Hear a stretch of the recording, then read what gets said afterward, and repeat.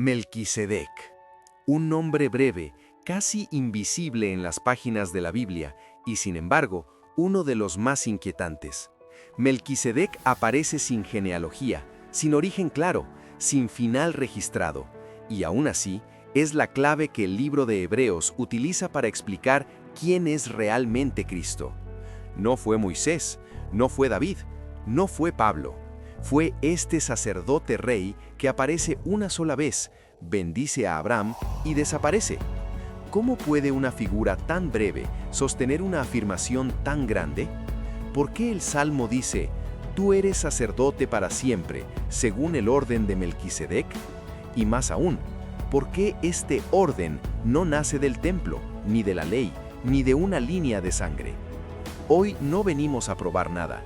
Venimos a observar algo que ha sido poco explorado, porque mientras la tradición occidental se centró en Jerusalén, existe otra memoria antigua que sobrevivió lejos del imperio, una memoria preservada en África, en Etiopía, en textos, rituales y tradiciones que nunca pasaron por Roma.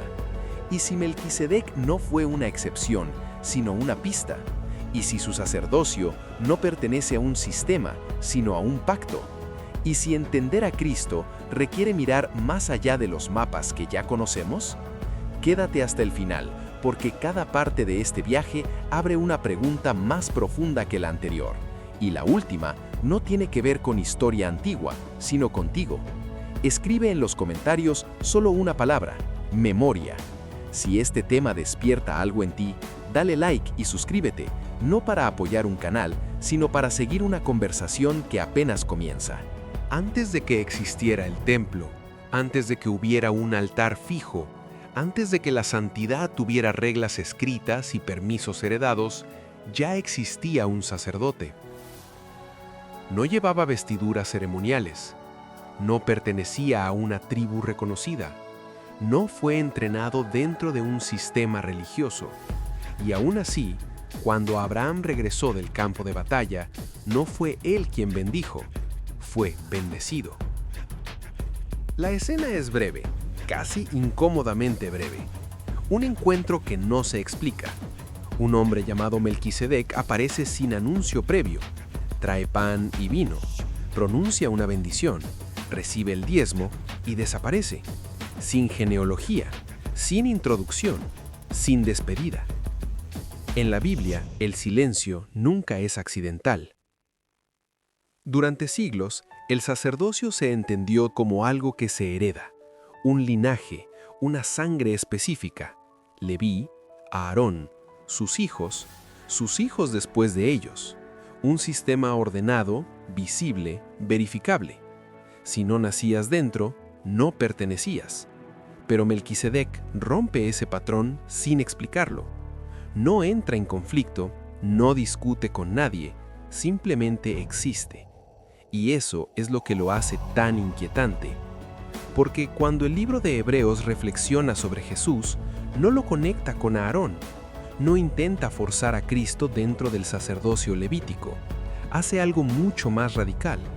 Dice que Jesús pertenece a un orden anterior, más profundo, más antiguo, un orden que no depende de genealogía, sino de juramento, un sacerdocio que no nace de la ley, sino del pacto. Aquí es donde muchos se apresuran a sacar conclusiones, pero detengámonos un momento, observemos con calma. El texto no dice que Melquisedec sea eterno como Dios, dice que no se registra su origen ni su final. Es una figura que aparece fuera del archivo humano y por eso funciona como símbolo de algo que no puede ser controlado por sistemas. Antes de que la santidad se burocratizara, existía una relación directa. Antes de que el acceso fuera restringido, había encuentro. Antes de que la autoridad se midiera por herencia, se reconocía por presencia. Abraham, el padre de naciones, lo reconoce sin discusión. No pregunta de dónde viene, no exige credenciales, no pide explicación teológica, simplemente se inclina. Y al hacerlo, el texto sugiere algo silencioso pero poderoso. El que bendice es mayor que el bendecido. Si Abraham se inclina, entonces este sacerdocio no es secundario, es fundacional. Esto no invalida lo que vendrá después, no niega a Moisés, no borra a Aarón, pero sí insinúa que el sistema no es el origen, es una respuesta temporal a algo más antiguo, como una sombra proyectada por una luz que vino primero. Y aquí surge una pregunta incómoda. Si el sacerdocio anterior a la ley era accesible por pacto, entonces la pregunta ya no es histórica, es personal. ¿Qué significa un sacerdocio que no depende de sangre, cultura o permiso? ¿Qué significa que lo más antiguo no fue abolido, sino eclipsado? Tal vez Melquisedec no aparece poco porque sea irrelevante, tal vez aparece poco porque no puede ser contenido. Y si este orden existía antes del sistema, ¿dónde fue preservado cuando los sistemas cayeron?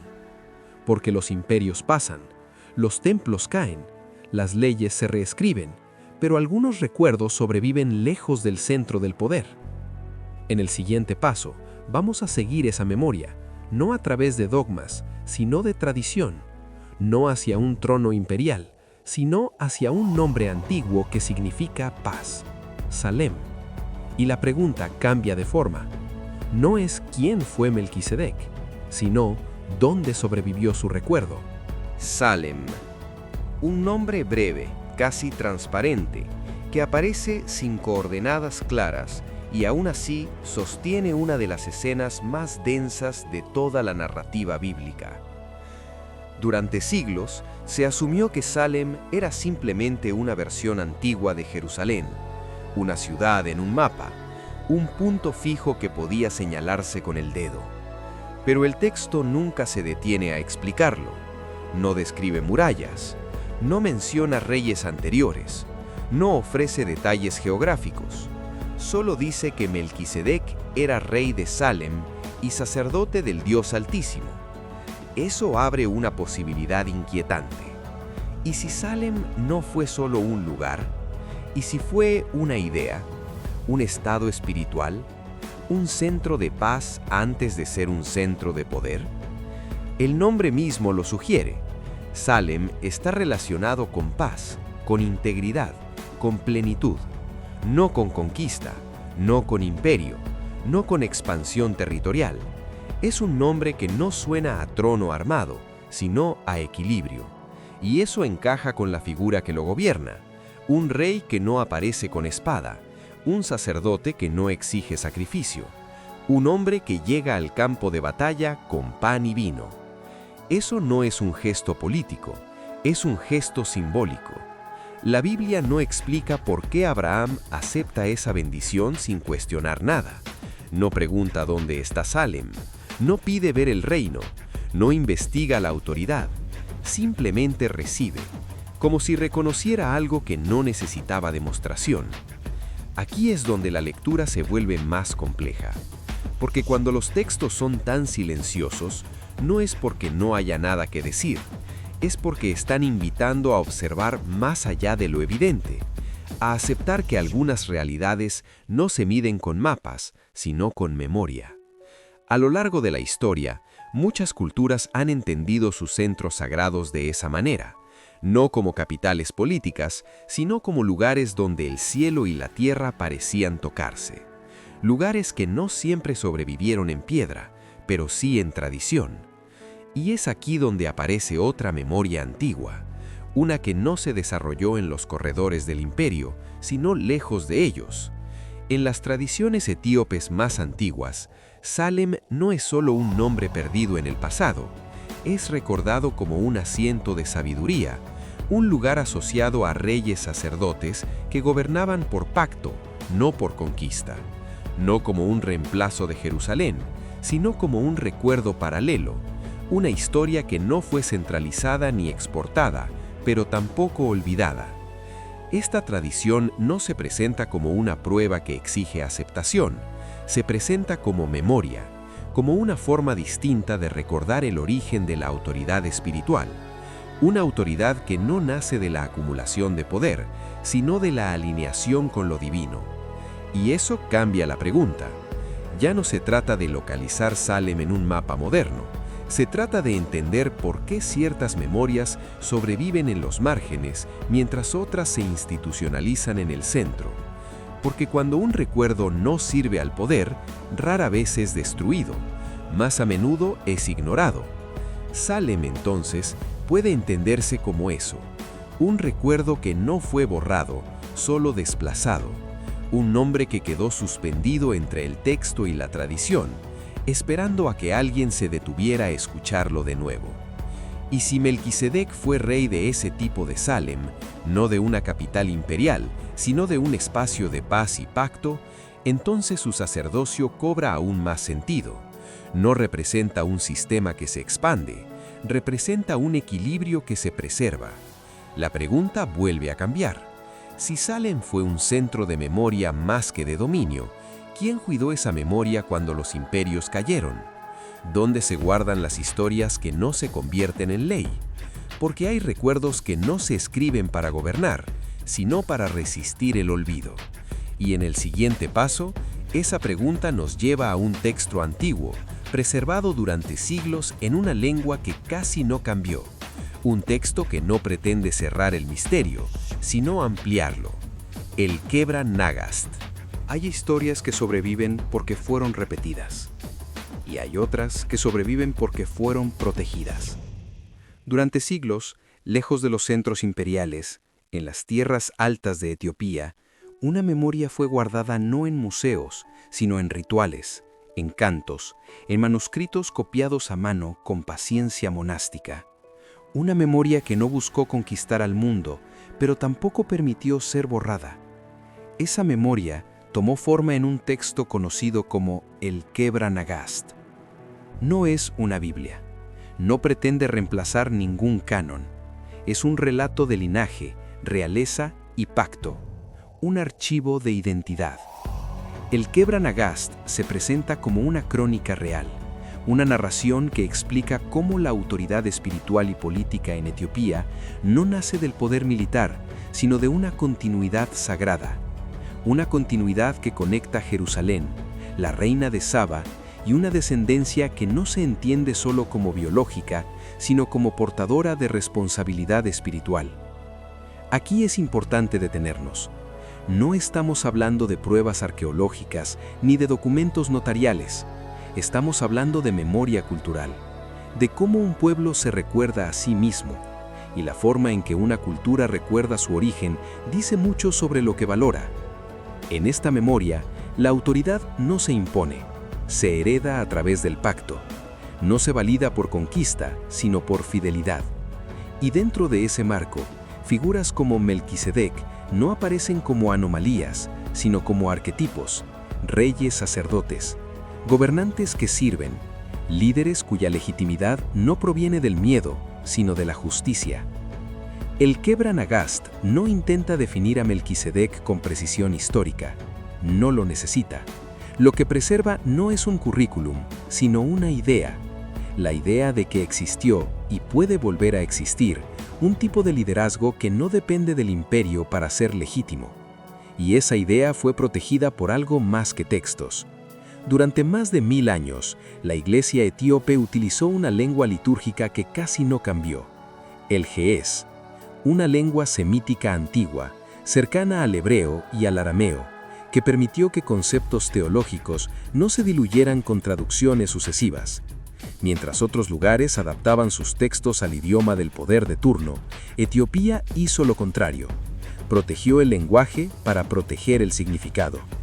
Eso también es una forma de resistencia, porque cuando una lengua sobrevive, la memoria que porta también sobrevive. Y en esos manuscritos, copiados a la luz de velas en monasterios de montaña, no solo se preservaron historias, sino una manera distinta de entender la relación entre Dios, pueblo y autoridad. Aquí es donde el hilo vuelve a Melquisedec. Si su sacerdocio no dependía de genealogía registrada, sino de reconocimiento espiritual, entonces necesitaba un lugar donde ese tipo de autoridad aún fuera comprensible, un espacio donde pacto siguiera teniendo más peso que sistema. Para la tradición etíope, ese espacio existió, no como un centro que buscara dominar otros reinos, sino como un guardián de continuidad, una cultura que no se definió por expandirse, sino por conservar. Y tal vez por eso ciertos recuerdos encontraron refugio allí cuando el mundo alrededor cambiaba. Esto no convierte a Etiopía en el origen exclusivo de todo, no la coloca por encima de otras tradiciones, la presenta como una de las pocas que no rompió el hilo. Y cuando un hilo no se rompe, permite que ideas antiguas sigan respirando en el presente. Así que la pregunta ya no es si el Kebra Nagast debe leerse como historia literal. La pregunta es otra. ¿Por qué ciertas memorias fueron centralizadas y otras quedaron en los márgenes? ¿Y qué sucede cuando volvemos a escuchar las que fueron preservadas en silencio? Porque si una tradición pudo proteger una idea durante siglos sin imponerla al mundo, quizá también pudo proteger algo más. Algo que no se canta en textos reales, sino que se guarda con vigilancia constante.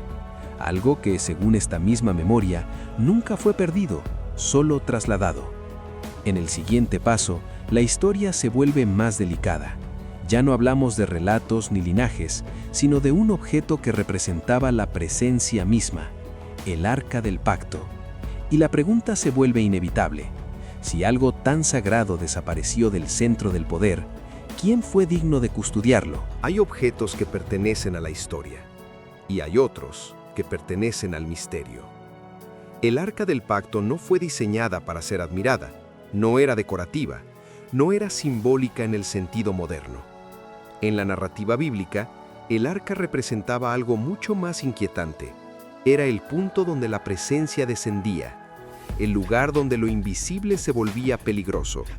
Tan peligroso que tocarla sin preparación podía significar la muerte. Por eso resulta tan extraño que de pronto desaparezca. Después de la destrucción del templo, el texto guarda silencio. No hay relato de saqueo, no hay inventario de botín, no hay desfile triunfal con el arca en manos de un imperio conquistador. Simplemente deja de mencionarse, como si aquello que no podía ser controlado tampoco pudiera ser poseído. Durante siglos, ese silencio fue llenado con teorías. Algunos dijeron que fue destruida, otros que fue robada, otros más que nunca existió. Pero hay una diferencia importante entre perder algo y dejar de hablar de ello. A veces, lo que desaparece del relato no es lo que se pierde, sino lo que se protege. Aquí es donde dos formas de pensar entran en tensión. La mentalidad imperial busca objetos, quiere vitrinas, pruebas, localizaciones exactas. La mentalidad del pacto, en cambio, se enfoca en la custodia. No pregunta quién la tiene, sino quién es digno de guardarla. En la tradición etíope, el arca no se perdió, fue trasladada, no como botín, sino como responsabilidad, no para exhibirse, sino para resguardarse. Se dice que descansa en Aksum, en un recinto que no recibe peregrinos curiosos ni cámaras, un lugar vigilado por una sola persona, dedicada de por vida, no a explicar el arca, sino a permanecer con ella. Pero incluso aquí conviene detenerse. Esta tradición no se presenta como evidencia científica, se presenta como continuidad espiritual, como una forma de decir que lo sagrado no siempre permanece donde el poder cree que debería estar. A veces se mueve hacia los márgenes, hacia los lugares donde no se negocia con él. Y eso encaja con un patrón más amplio. Cuando el templo se convirtió en instrumento político, la presencia se retiró.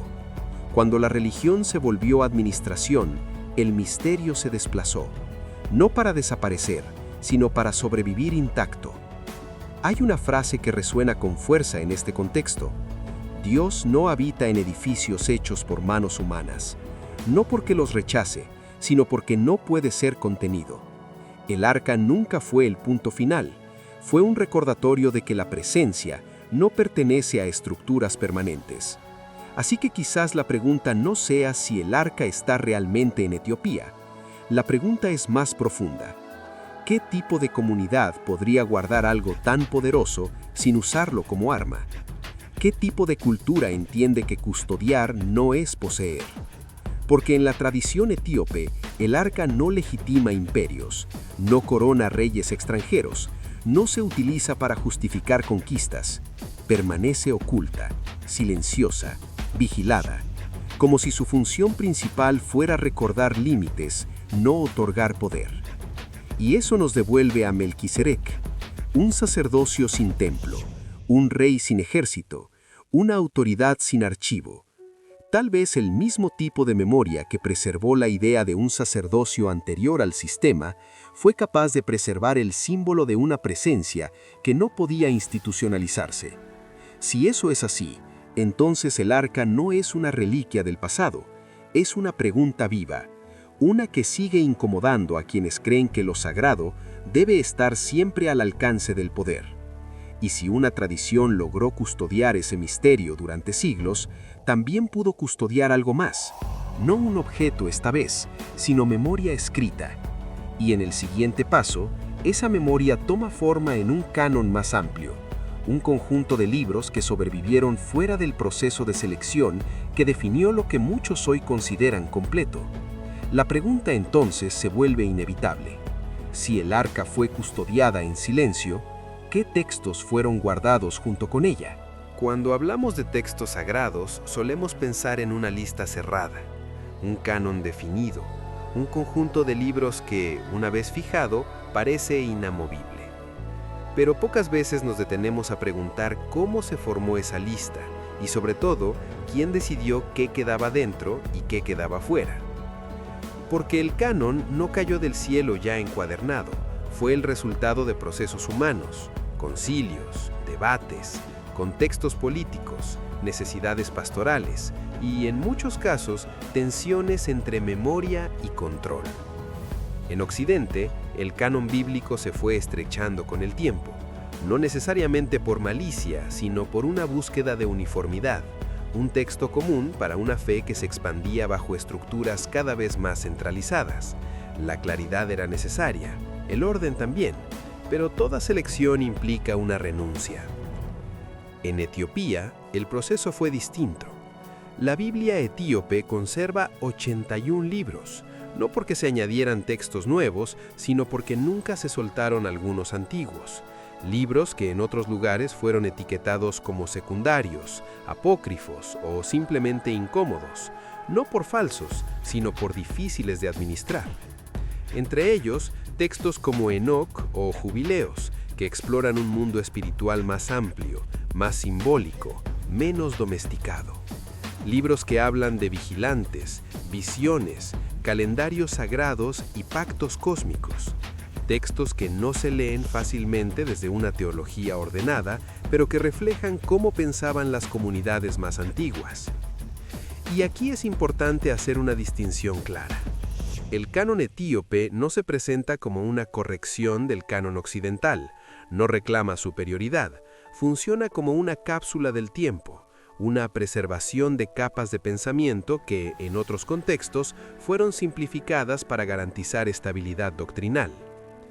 Eso explica algo importante. Si Melquisedec es una figura que no encaja del todo en sistemas cerrados, tiene sentido que una tradición que mantuvo textos complejos también haya mantenido viva su memoria. No porque lo explicara mejor, sino porque no sintió la necesidad de reducirlo.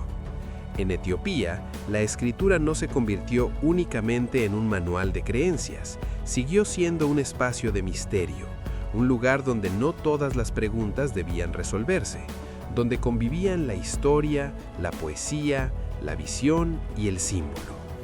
Eso no es desorden, es otra forma de fidelidad, porque a veces proteger un texto no significa aclararlo, sino permitir que siga incomodando, que siga abriendo preguntas en lugar de cerrarlas, que recuerde a la comunidad que lo sagrado no siempre se adapta a nuestras categorías.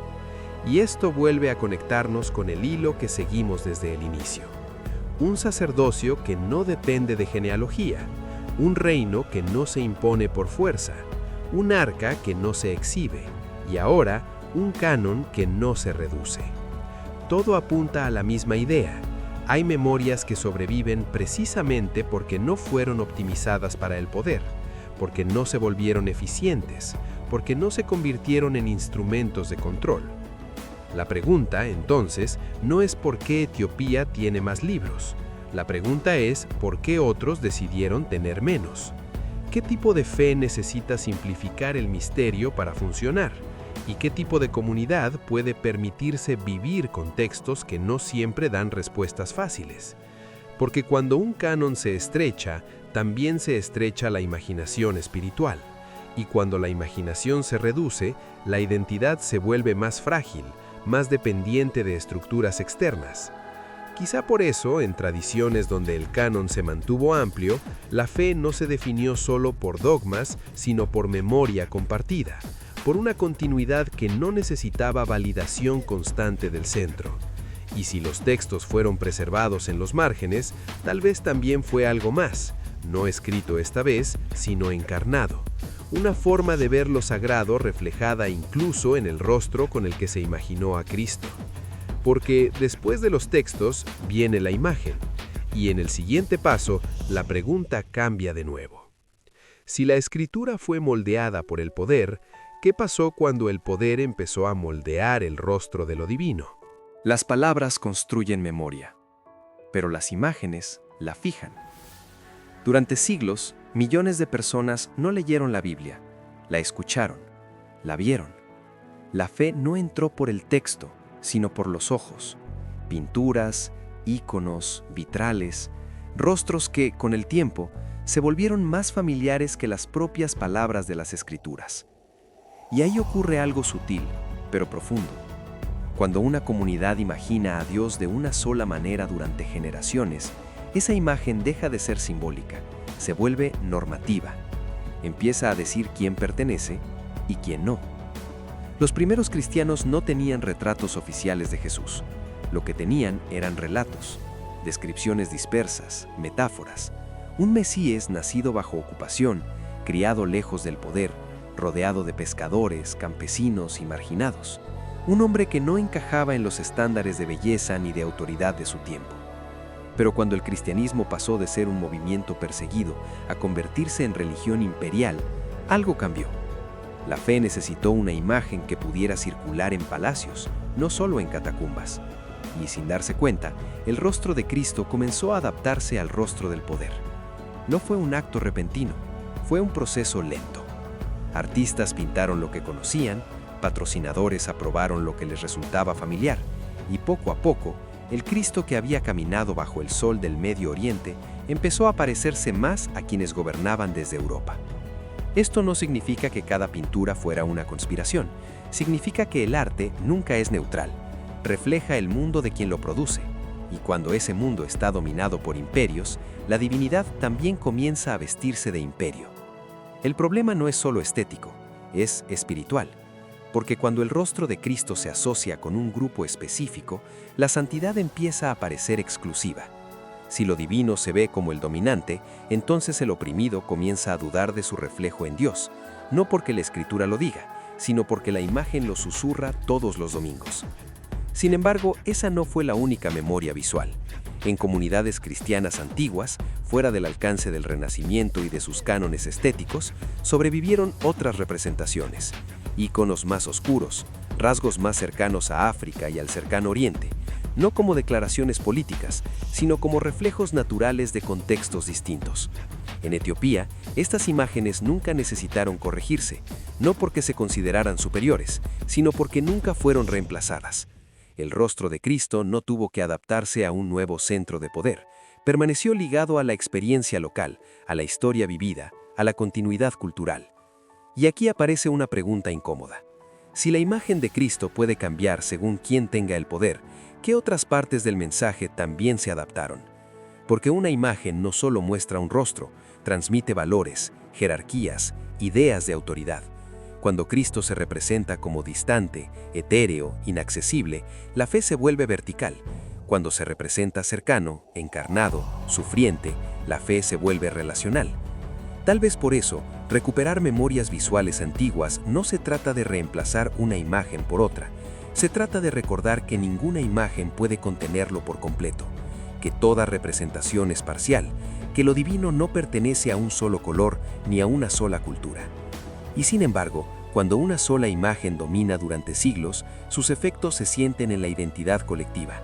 La pregunta ya no es cómo se veía Jesús históricamente, La pregunta es, ¿qué le sucede a una comunidad cuando deja de verse reflejada en lo sagrado? Porque cuando eso ocurre, la fe puede convertirse en herramienta de dominación, no por lo que enseña, sino por lo que normaliza. Y aquí el hilo vuelve a tensarse. Si la imagen fue moldeada por el poder, también lo fue la interpretación. Si el rostro fue adaptado, el texto pudo ser usado. Y si la fe fue utilizada para justificar jerarquías, entonces hubo una lectura que se volvió especialmente peligrosa. Una lectura que no nació del texto mismo, sino del miedo. Una lectura que convirtió una historia familiar en una maldición colectiva. En el siguiente paso, vamos a detenernos en esa interpretación, no para reaccionar con rabia, sino para observar con claridad. Porque a veces, una de las mentiras más duraderas no se sostiene por evidencia, sino por repetición. La llamada maldición de Cam. Y la pregunta que abre no es solo histórica, es profundamente humana. ¿Cómo una lectura puede marcar generaciones enteras? Hay textos que iluminan y hay lecturas que oscurecen. La llamada maldición de Cam es una de esas interpretaciones que no nació del texto, sino del miedo a perder poder, del miedo a enfrentar al otro como igual. Y cuando el miedo se mezcla con autoridad religiosa, el resultado rara vez es inocente. El pasaje es breve, demasiado breve para haber cargado con siglos de sufrimiento. Después del diluvio, Noé pronuncia una maldición, pero no sobre Cam. El texto es claro.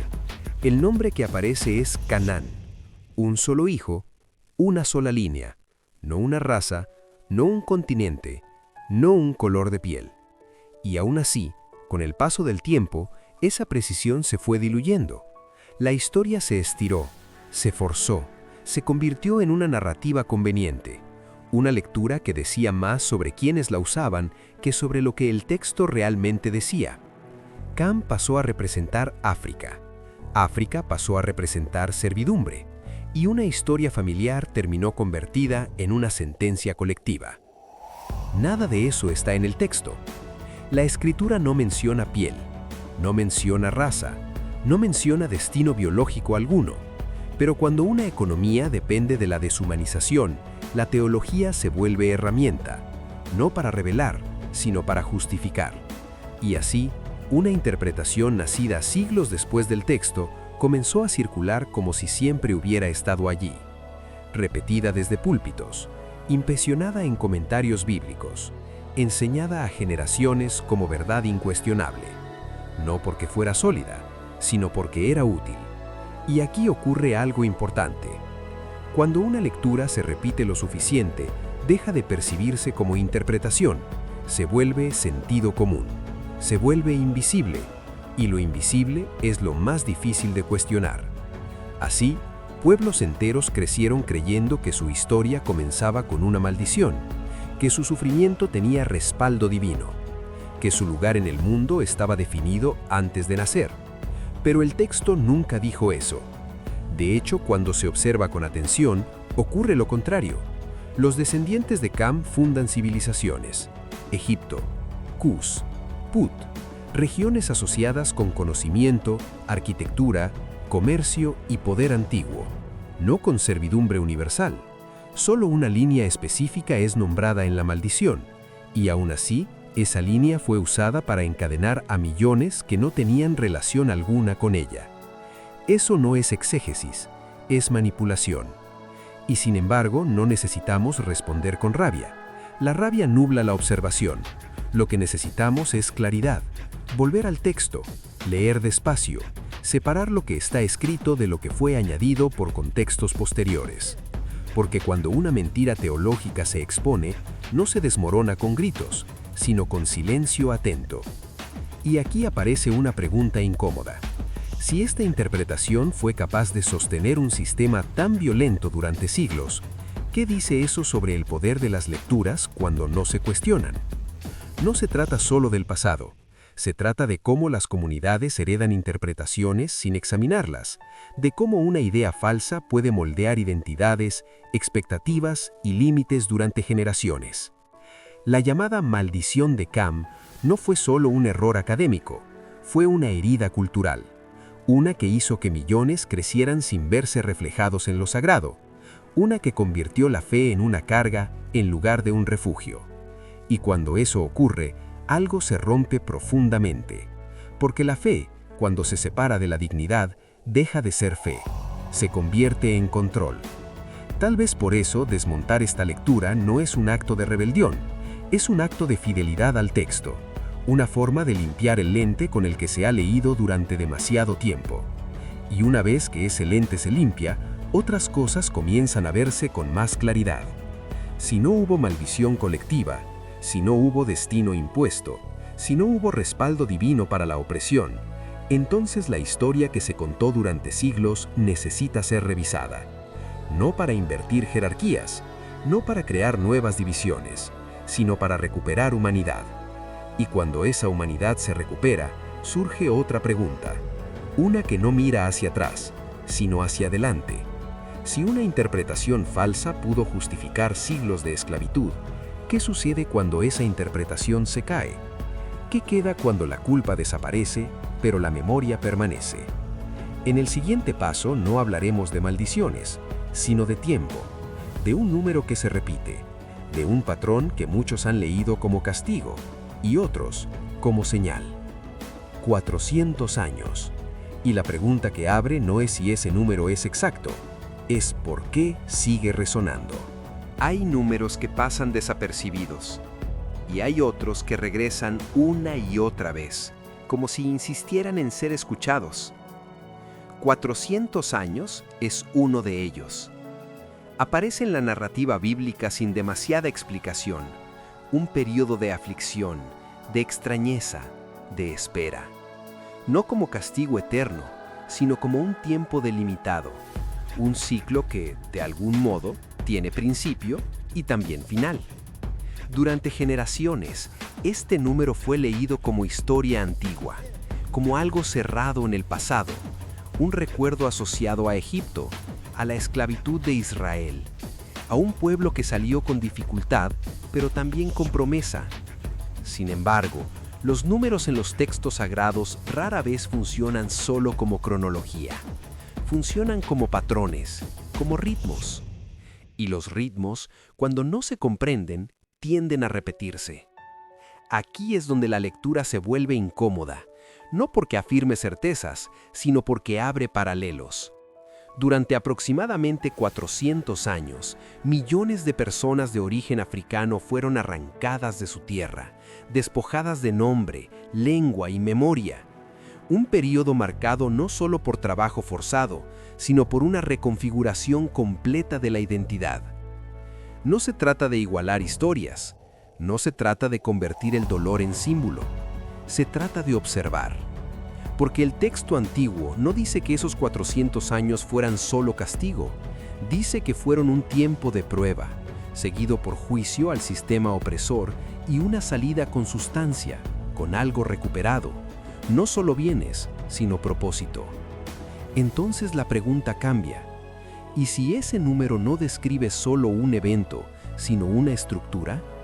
¿Y si funciona como una señal de transición más que como una condena?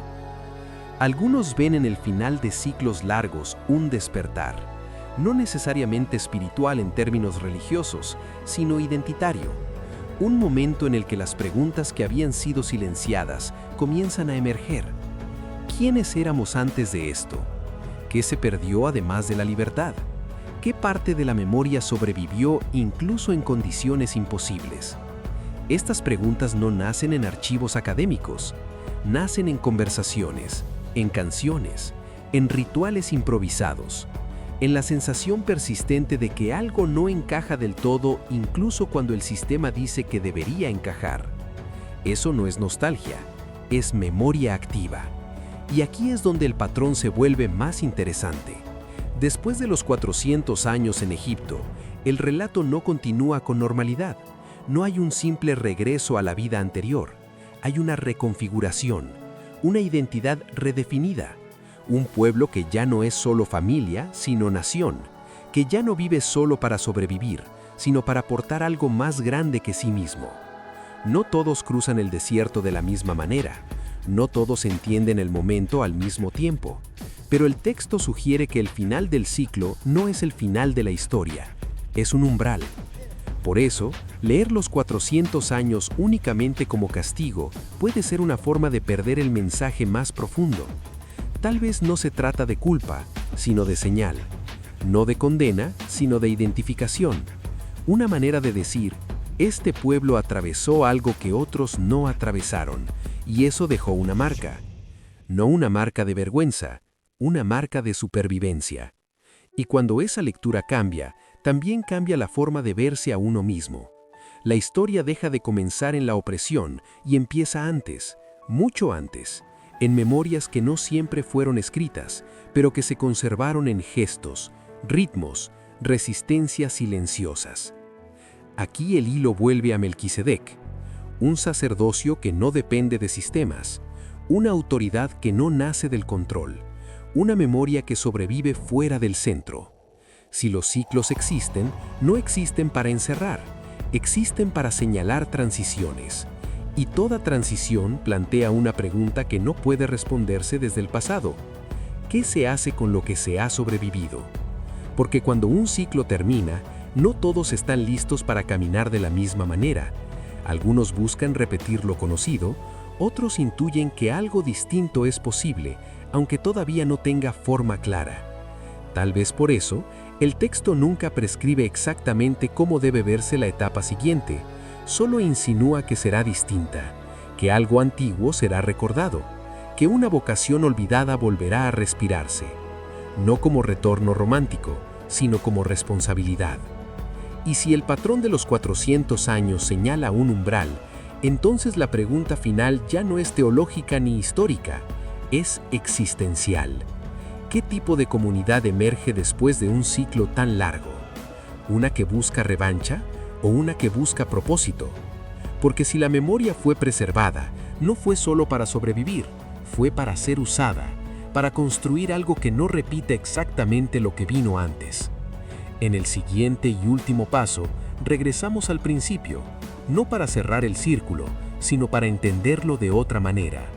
Volvemos a Melquisedec, no como figura del pasado, sino como espejo. Y la pregunta que queda en el aire es simple, pero difícil. Si ese sacerdocio nunca desapareció, ¿cómo se manifiesta ahora? Volvemos al principio, no para repetirlo, sino para verlo con otros ojos. Melquisedec aparece brevemente y desaparece sin explicación. No deja escuela, no deja templo, no deja descendencia registrada. Y aún así, atraviesa toda la narrativa bíblica como una sombra persistente. No porque domine la historia, sino porque la cuestiona. Un sacerdote sin genealogía, un rey sin ejército, una autoridad que no se apoya en estructuras visibles. Tal vez por eso nunca pudo ser absorbido del todo por ningún sistema. A lo largo de este recorrido, no hemos buscado reemplazar una historia por otra. Hemos observado cómo ciertas memorias se conservaron fuera del centro del poder. Cómo algunas tradiciones sobrevivieron, no porque gritaran más fuerte, sino porque supieron guardar silencio cuando fue necesario. Un sacerdocio anterior a la ley, un nombre asociado a la paz, un arca custodiada, no exhibida, un canon más amplio que no necesitó reducir el misterio, una imagen de lo sagrado que no se adaptó por completo al imperio, un número que regresa como patrón, no como condena. Nada de esto obliga a una conclusión única, pero todo apunta a una pregunta común. ¿Qué ocurre cuando la autoridad espiritual no se define por control, sino por responsabilidad? Porque Melquisedec no gobierna imponiendo, bendice, no reclama, reconoce, no construye un sistema que lo perpetúe, aparece cuando es necesario y luego se retira. Eso es lo opuesto a la lógica del imperio. Quizá por eso su figura resulta tan incómoda. No puede ser usada fácilmente. No sirve para justificar jerarquías rígidas. No legitima conquistas. No se deja domesticar por doctrinas cerradas. funciona más como espejo que como modelo. Un espejo que no dice quién eres, sino que pregunta desde dónde actúas. Un espejo que no entrega identidad prefabricada, sino que devuelve responsabilidad. Si existe un sacerdocio que no depende de sangre, permiso o cultura dominante, entonces no pertenece a una élite. Tampoco se distribuye como título. Se reconoce en la forma en que una comunidad cuida lo que le fue confiado. Cuidar la memoria, cuidar la dignidad, cuidar lo sagrado sin convertirlo en arma. Tal vez eso es lo que significa que ese sacerdocio nunca desapareció. No que haya estado esperando un momento espectacular para regresar, sino que siempre ha estado presente donde alguien eligió el pacto por encima del poder. En los márgenes, en el exilio, en los lugares donde no había trono, pero sí conciencia.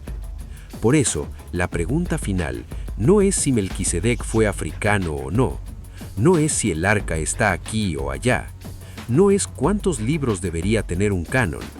La pregunta es más simple y más exigente. Si ese tipo de autoridad existe, ¿cómo se reconoce hoy? ¿En la acumulación de influencia o en la capacidad de bendecir sin poseer? ¿En la necesidad de ser visto o en la fidelidad silenciosa a lo que se ha recibido? Porque si algo nos ha mostrado este recorrido, es que las memorias más duraderas no siempre son las más visibles. A veces sobreviven precisamente porque no intentan dominar la historia. Melquisedec no dejó instrucciones, dejó una tensión. Una que atraviesa el texto, las tradiciones y la experiencia humana. Una tensión entre sistema y pacto, entre control y confianza, entre poder que se impone y autoridad que se reconoce.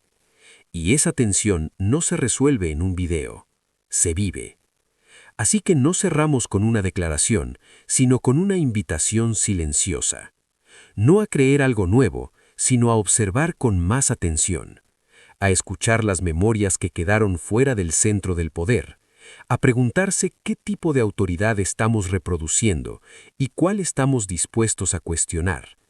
Porque si el sacerdocio según Melquisedec sigue existiendo, no lo hará como institución dominante, lo hará como reflejo. Y cada generación tendrá que decidir qué ve cuando se mira en él.